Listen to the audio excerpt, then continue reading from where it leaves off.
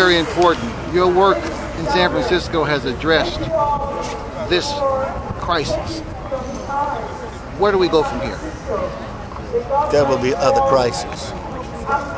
But what we need to do is learn how to deal with national and international crises.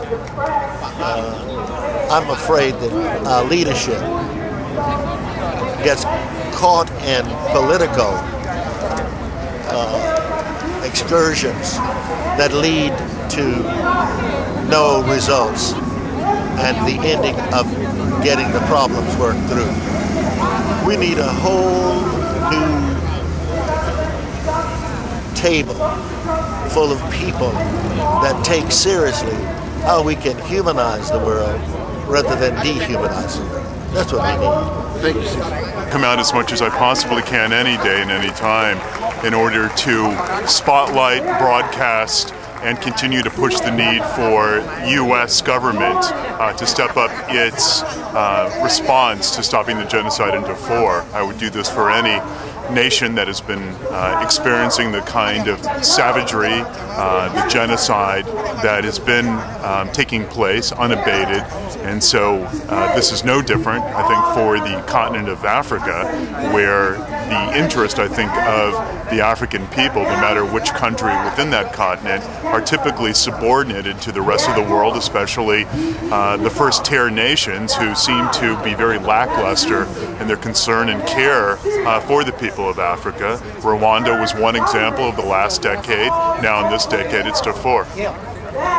Thank you. Speakers, I am the only speaker who's a medical doctor who's worked in the Sudan. I worked in the Sudan in the Eastern Red Sea province in 1985. San Francisco had a relief effort called Airlift for Africa, and we raised millions of dollars and organized airlift of supplies into the Sudan, and we recruited 12 healthcare workers to work in an area that was very hard hit by drought and civil war, and it had a tremendous impact on me. I was forever changed by the experience.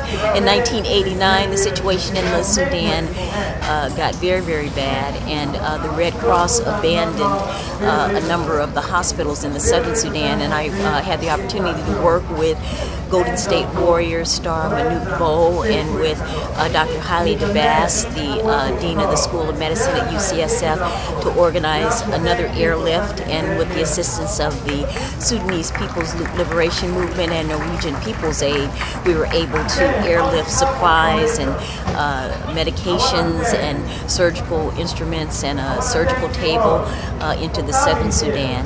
And that was also a very, very impressive and psychically disturbing situation. When we airlifted the supplies, we went from Nairobi, Kenya, into the Sudan via northern Kenya, and when we were in the air, we got a radio transmission saying that there had been a bombing near a hospital at the border of northern Kenya and Sudan called Lokichokio, and they wanted us to stop and see what had happened because they wanted independent witnesses of what had occurred.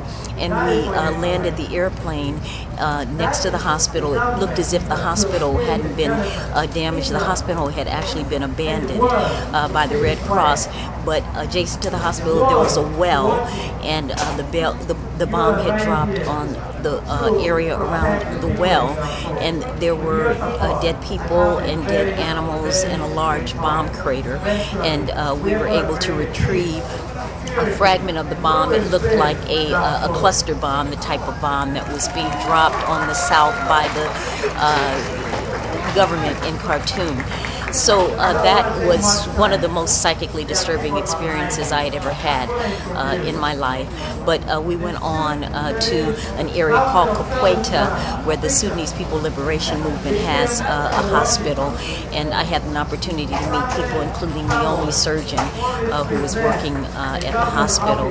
And I'm just forever connected with this issue and with the people of the Sudan. They are, very, very dear to me, and just in my heart, and I feel as if perhaps in a past life I was Sudanese. It just is that deep a connection. It's a sense of family, and there's a sense of grief that I feel for the situation that's going on there now. I am confident, however, that as U.S.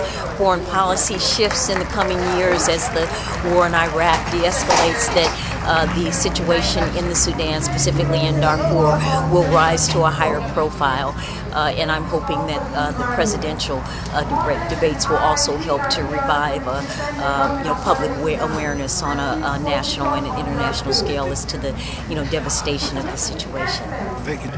Denying that any of these crimes ever happened. Ladies and gentlemen, we the Darfurians in the diaspora urge the international community to help the people of Darfur.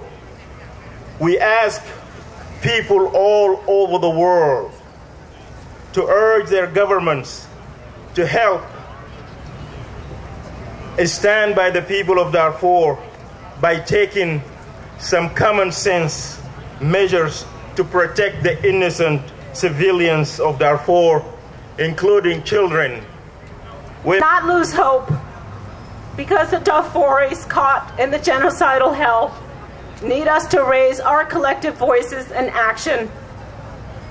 And I have hope because of the faces on the lawn today, faces that care and faces that want to take action. Faces like yours, believe it or not, saved my life and the hundreds of thousands of Cambodians who went through another hell. Together, and I truly, truly believe this, together we can work today and for the coming future to make sure that many thousands of lives are also saved in Darfur and never allow genocide to take place in another century. Thank you.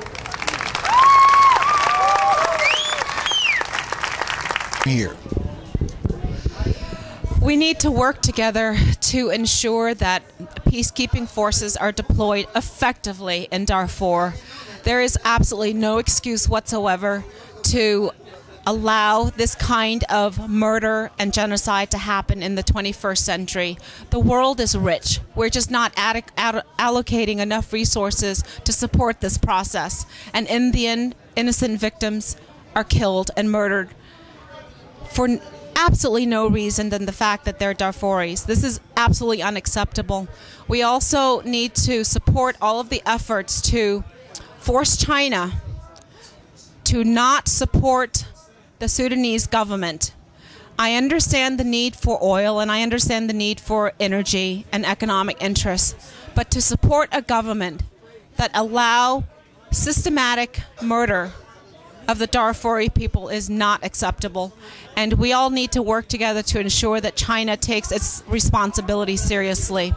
Furthermore, we also need to ensure that all governments of the world take their responsibility to protect seriously. They made a commitment in 2005 to uphold this principle. It's time that they take action.